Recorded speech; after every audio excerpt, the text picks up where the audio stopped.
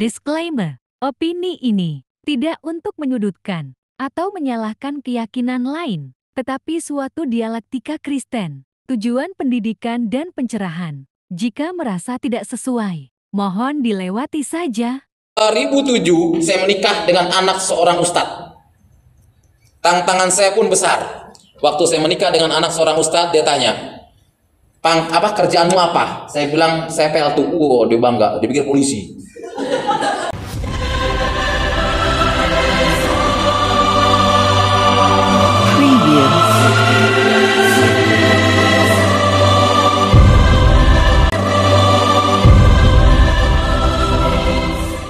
Namun ketika ditumpangin tangan saudara, itu pendeta nyanyi luar biasa yang menyentuh hati saya sehingga membuat saya menangis. Mengalirlah kuasa Roh Kudus, mengalirlah di tempat ini. Makanya saya kalau nyanyi lagu ini pasti keluar air mata. Kenapa? Ini lagu pertama saya bertobat kenal Tuhan. Lagu ini pertama saya bertobat kenal Tuhan, saudara. Ketika lagu itu dinyanyikan, saya teringat membakar gereja. Saya teringat ingin mengislamkan pendeta, saudara. Lagu terus dialunkan, saya merinding luar biasa. Seolah-olah terus merinding luar biasa. Sampai keluar keringat dingin, saya dinyanyikan lagu itu. Mengalirlah kuasa Roh Kudus, mengalirlah di tempat ini. Itu terbayang-bayang saya membakar gereja. Terbayang-bayang saya ingin mengislamkan pendeta, saudara. Terus terbayang-bayang lagu itu dinyanyikan.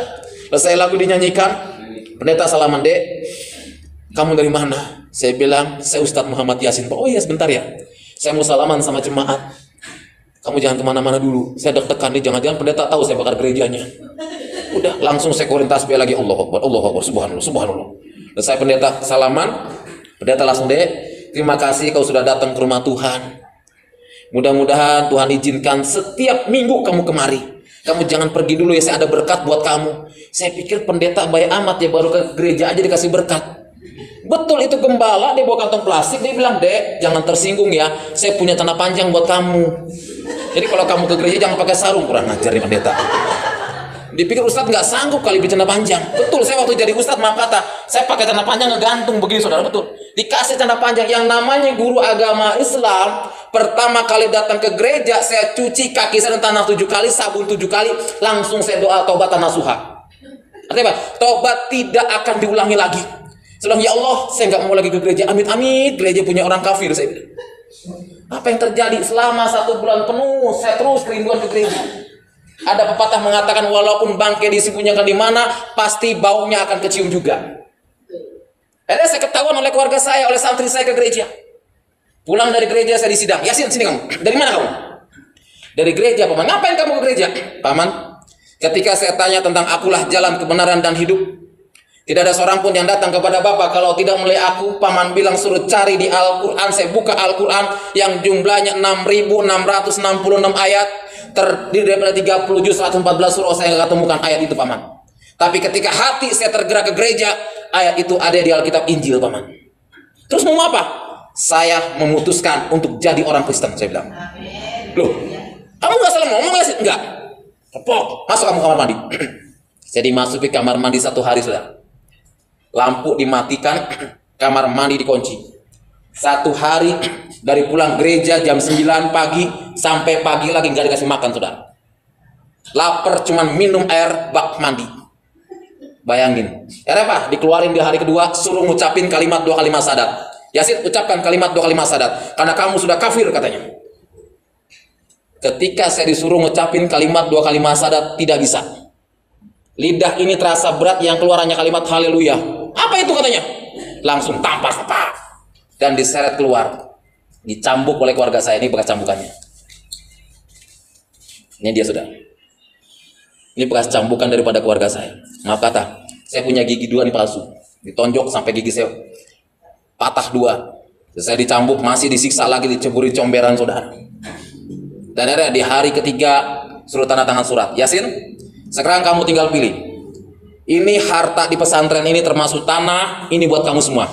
Kalau kamu mau meninggalkan, Tuhannya orang barat," katanya. Apa? Langsung surat itu saya sobek. "Paman, sekali saya melangkah, tetap melangkah." Saya sobek. "Keluar kamu. Sudah berani-berani kamu menyobek surat wasiat, keluar." Saya diusir. Sempat jadi seorang gelandangan, tidur dari emperan ke emperan, dari toko ke toko. Bahkan santri saya bilang, Ustaz sudah gelo, tau gelo ya, bahasa Sundanya gila. Ustaz sudah gelo, Ustaz sudah gelo. Saya tidur dari emperan ke emperan, dari toko ke toko, tiap hampir 9 bulan lebih saya menjadi seorang gelandangan, saudara.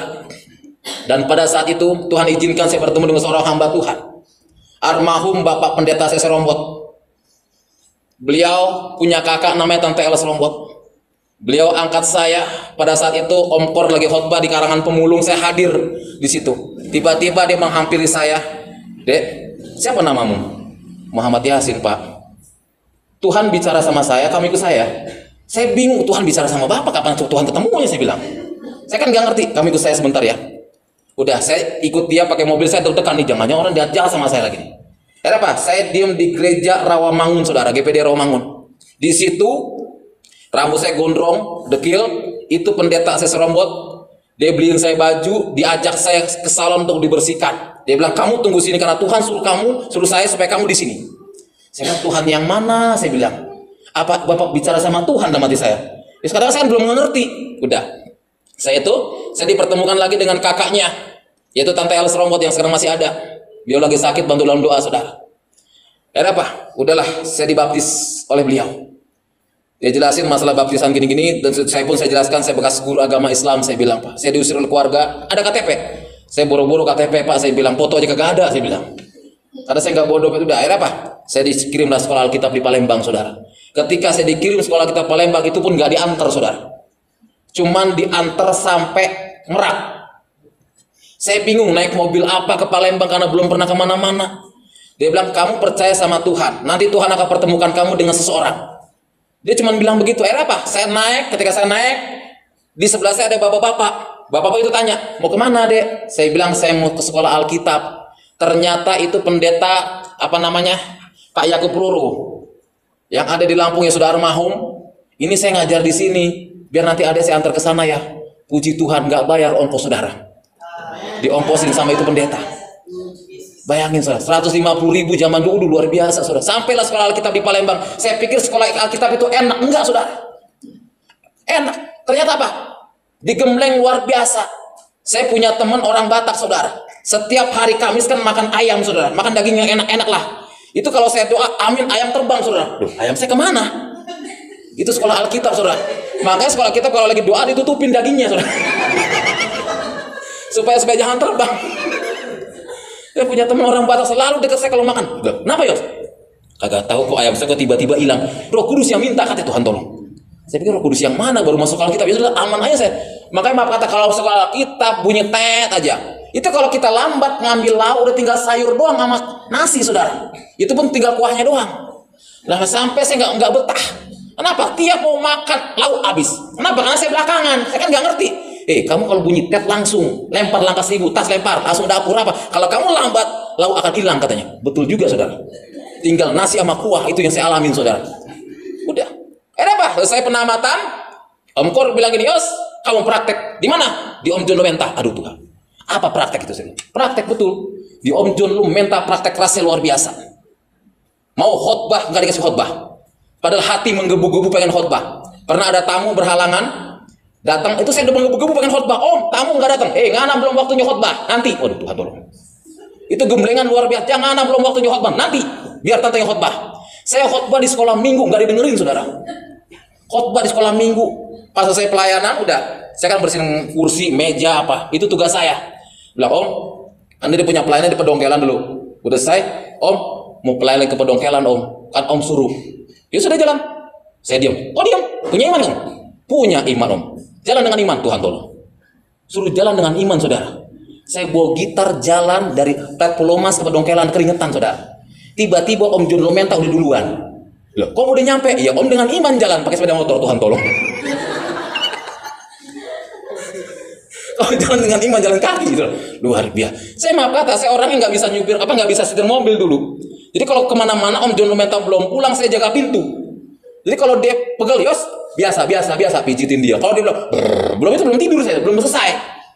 Itu praktek luar biasa. Bilang, "Tuhan kok begini amat." Jadi pendeta, saya bilang, praktek musim. Maaf kata, Om John Lumenta tuh keras, saudara. Kadang-kadang diuji saya, dia ambil perjamuan ditumpahin sedikit. "Yos, nganapel." Itu berjamaah jatuh. Udah pakai dasi, pakai baju putih. Saya bilang, Tuhan tolong jemaat sudah datang banyak ngepel. Haleluya. Itu tapi luar biasa praktek. Haleluya, amin. Iya. Tapi saya sebagai pekerja, saudara, saya punya akal. Kalau sabun saya habis, saya depan Om John doa yang kencang. Tuhan, sabun ambahmu habis Tuhan. Tinggal Om John, kenapa kau punya sabun mandi habis? Iya. Minta sama tante. Haleluya. Makanya pekerja kalau kau buangmu habis, berdoa depan gembala yang kencang. Saudara, aku yang dikasih dalam Tuhan. Dan akhirnya apa, saudara? Selesai praktek ojol menta, saya memutuskan, Om, saya bilang, saya mau pelayanan, mau keluar. Saya bilang, ya terserah Ngana kan belum ada jemaat. Ya, dengan iman Om sudah ajarkan saya banyak belajar di tempat ini. Om bilang saya belajar dengan iman. Saya percaya Om, Tuhan akan kirim jemaat buat. Mau kemana kamu? Serah kaki melangkah Om. Kalau kamu belum ada jemaat, datang lagi ke Om ya.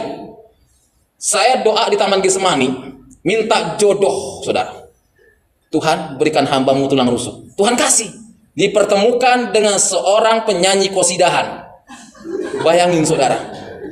Istri saya punya mertua Makassar Muslim. Yang laki sudah meninggal, yang perempuan. Jadi kalau malam Jumat itu tidak boleh ada aktivitas. Kenapa? Karena di rumah pengajian. Kalau hari Minggu dipakai kebaktian. Haleluya, amin. Coba tolong tampilkan foto-foto saya. Saya pelayanan ke masjid-masjid, saudara.